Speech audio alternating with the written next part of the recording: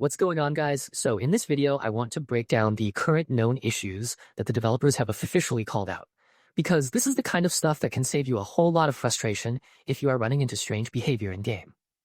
The official notice makes it clear that these are not random one-off complaints, but issues the team is already aware of and actively investigating, which is always good to know when something feels off and you are wondering whether it is just happening to you or whether it is part of a wider problem.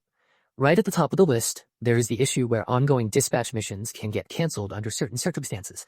And when that happens, the resources and contribution that were spent to start the mission are not restored. That is a rough one because it is not just a visual glitch or a minor inconvenience. It affects your progress and your in-game investment directly. The notice also points out a performance problem where frame drops can happen when DLSS frame generation is used on NVIDIA driver version 596.36. And the temporary workaround is to set DLSS override to use 3D app setting inside the NVIDIA app. So if you are on that setup and the game suddenly feels heavier than it should, that is one of the first things worth checking. Another issue on the list is the cuckoo pack sometimes not being usable under certain conditions, which can be especially annoying if you were relying on it and expecting normal item behavior. There is also a crash issue tied to Intel Arc A770 GPUs when XeSS is enabled, plus another rendering problem where the game screen does not display properly when Intel XeS 3.0 or Intel XeS frame generation is turned on for Intel Arc A series graphics cards.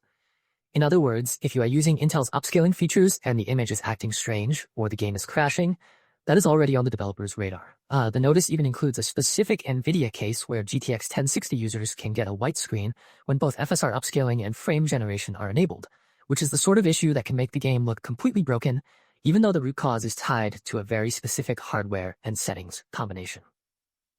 There are also gameplay-related issues that are not tied only to graphics. Under certain conditions, the player character's state can change abnormally, which is the kind of thing that can affect combat, movement, or general control in ways that feel very unpredictable. On the ROG Xbox Ally X, the game may not launch properly when running the latest driver version, and the official guidance says Microsoft and AMD are looking into it while recommending that players use the previous driver version from ASUS until the problem is resolved. That kind of detail matters because it tells you the issue is not just the game is broken in a vague sense. It is a compatibility problem with a very specific device and driver combination. The quest side of things has its own list too. During the Deferred Advance quest, if you retry or abandon the ultimate weapon fight when Blackstar's health is already depleted, Blackstar's health may not fully recover afterward. That can leave players stuck in an awkward spot and make the fight behave differently from what they expect. There are also cases where the next objective does not get automatically tracked while moving through certain quests, which can slow progression and make it look like the game forgot what you were supposed to do next. Another environmental issue appears with FSR4 upscaling, where rainy areas can lose their rain effect or the screen can become blurry or distorted. That one is especially noticeable because it affects both the atmosphere and the clarity of the image at the same time. The notice also says Greymane faction quests cannot be progressed while playing as Damian or Unka, and that the last unsummoned pet does not appear at Greymane camp.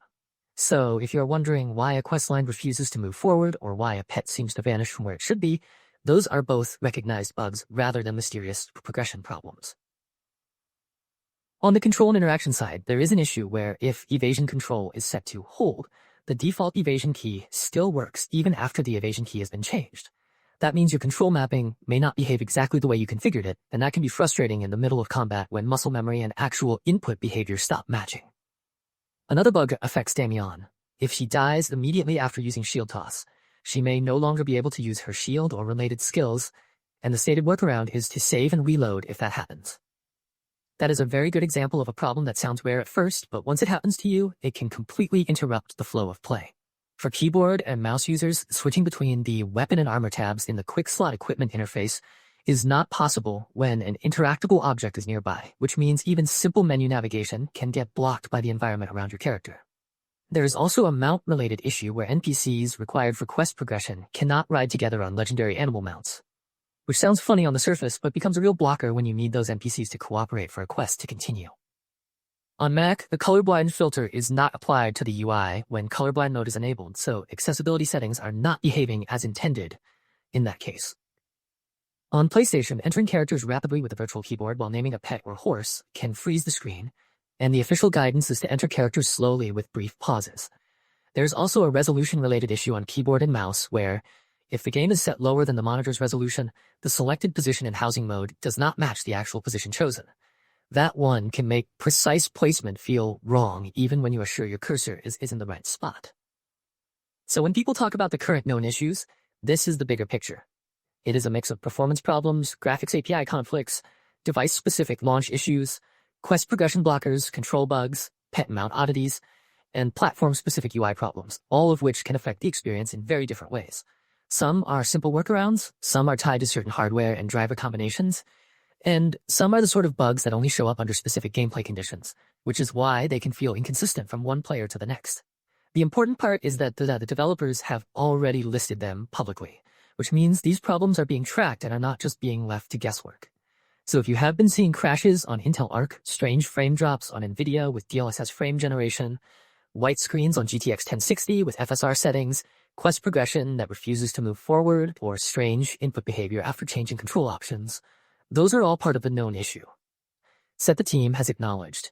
That gives you a clearer way to describe the problem, compare it with the official note, and understand that the issue is recognized rather than something you caused by accident.